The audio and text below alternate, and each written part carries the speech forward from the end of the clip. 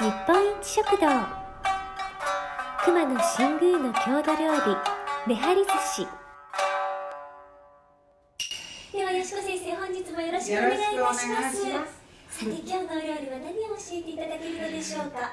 めはり寿司っていうのを作ってみようかと思う。あんまり聞き慣れないお料理ですが。そうなんですね。主人の母のふるさと、和歌山県の新宮市なんですけれど、そこで昔からずっと食べられているものらしいんですけど、それを食べるときにもう口を大きく開けて目をこういうに張らなくてはいけないからめはり寿司というらしいんですね。ちょっと小さめに作って食べやすいように今日は作ってみようかなと思います。よしこ先生バージョンのめはり寿司を教えていただければと思います。よろしくお願いいたします。高菜とご飯、おかかと調味料だけで作るシンプルなめはり寿司。熊野新宮の伝統の味わいです。これは高菜漬けですね。で、こういう高菜の葉っぱって大きいんですね。私刻んだものしか。そうなんですね。で、東京なんかではなかなか手に入らないかもしれないんですけど、広島菜とか、それから野沢菜とか、そういうのでもできるんじゃないかな。葉っぱが大きいお漬物ならと思ってやってみたことがあるんですけど、それはそれなりに美味しくて、でもこれはまあ元祖ですので、今日はこれを使います。一回さっと洗いましょう。ギュッと絞った方がよろしいですか。はい、そしてね、1枚出してみて。はい。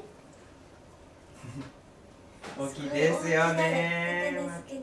そして、この握るのにこの芯というか硬い部分は当然食べるのも大変ですし、ここを中に入れる具に刻んでしまうんですね。ですからね、そこを縁をギリギリこういうふうにこういう感じで落としちゃえば。高菜のチャーハンとかのそうですね。小さく刻んだものを使っていろいろとお料理することはあるんですけれども、この丸々葉っぱを使うっていうのはそうなくって。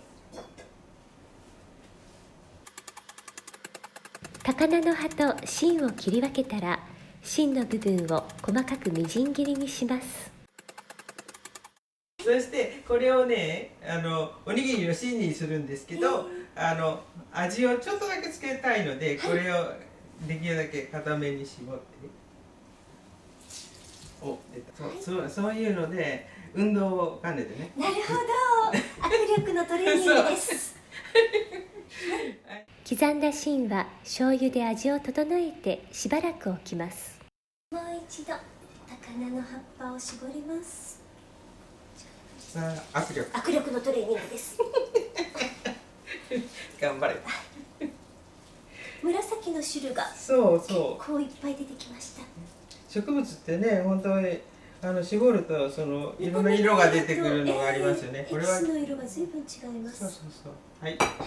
そうしたらですね、その葉っぱに味をつけるんですけれど、お醤油4でお酢が1っていうんですよね。手で全部に馴染むようにこう押しながらつけるって感じですかね。お醤油が回るようにね。最後はね、なんかそういうの母がやるときはこう押し付けて全体を平らにする。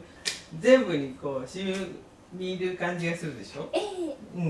こんな感じでそうそん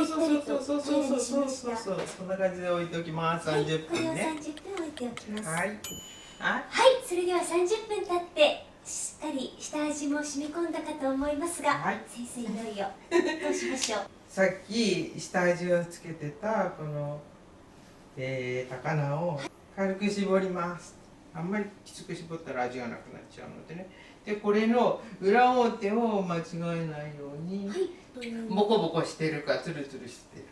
この葉脈がこちら側に盛り上がってくるのが裏で、葉脈がこのように飛んでいる方が表。滑らかになってる方が口に当たるように、つまり外側に行くようにこういうふうにするのね。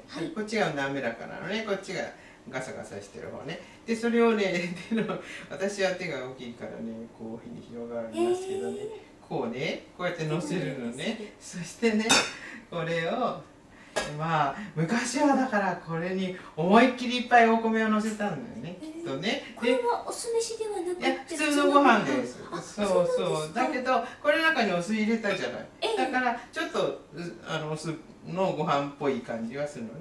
でここは穴開けてさっき刻んだ芯の部分ね、でお醤油ちょっと垂らしてるのをこの真ん中に、まあ好き好きなんだけど、たっぷり入れたければたっぷり入れてもいいし、でこの時に例えばおかかをねここに混ぜて、こうやるとまたちょっと違った味というか深い味になるのね。だからこういうふうにしてもいいし、まあそれは好き好きなんですけど、でこうやっておにぎりですよね。で母なんかはねここでねやっぱりこれにあんまり味がついてないじゃないですか。この汁をねこんなふうにしてねよくね味をつけてましたね。こういうふうにしてね。そしてこれがある程度ここでこういうふうにやったらば、これを順番にこうやって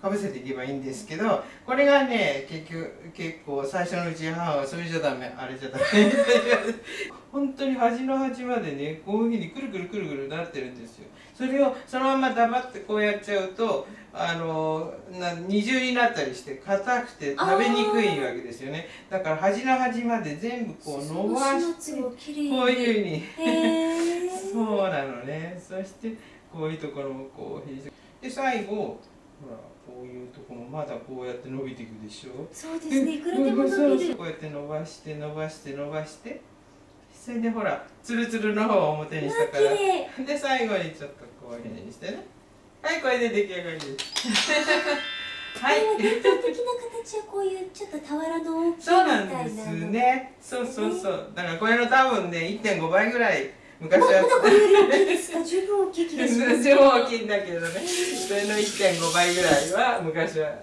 大きさだったと思います。めはり寿司、早速いただきます。ありがとうございました。よしこ先生、この殿方はどちら様ですか？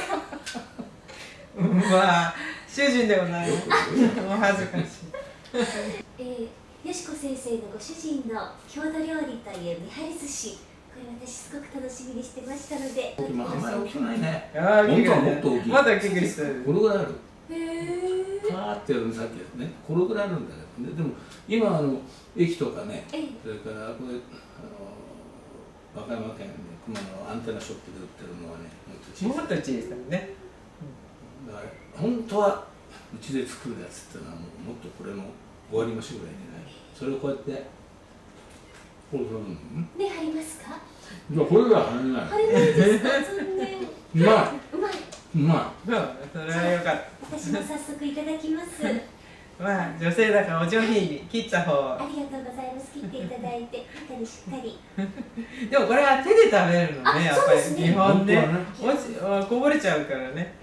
いただきます。素朴な味よね。素朴だけどうまいでしょ。とっても美味しいです。高菜のいい香り。こんなに大きくちゃ食べられないと思いましたけれど、いくらでも食べられそうな味です。まあまさにこれはやっぱりお袋の味だな。今日のレシピは日本一食堂のホームページで公開しています。詳しくは動画の説明欄をご覧ください。じゃあやってみて。やってみます。はい。軽く絞り。手のひらに綺麗な方が乗っかるように。最初からもうしわしわじゃダメだね。そしてご飯を。多すぎますでしょうか？もうちょい入れちゃいましょう。真ん中に適量を入れます。それこそきちんと握ります。で順番にさっき言ったように上手にかぶせていきます。ただほんやってのせるんじゃなくて、ちゃんとおにぎりがこう握られるような感じで、あとは手できれいな形に。そうそうそうそう。かなり大きいですね。そうですね。ちょっと今口のところに持ってってみてください。これは一口ではない。